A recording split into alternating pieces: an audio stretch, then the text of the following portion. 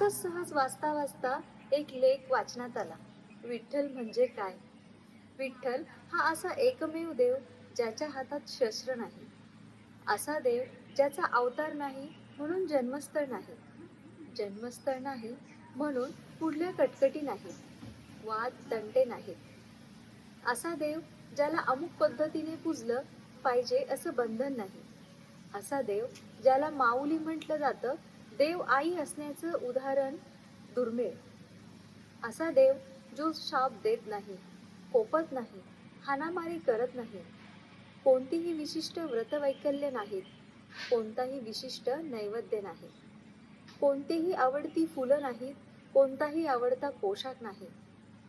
आई आपल्या मुलाचा राग, रुसवा, नाराजी, दुःख सगळं सहन करते, तसा हा विठुराया आपल्या भक्तांचे राग, रुसवा, नाराजी, दुःख सगळं सहन करतो. म्हणूनच कदाचित त्याला पुरुष असूनही माऊली म्हणत असावेत, जय जय राम कृष्ण हरी.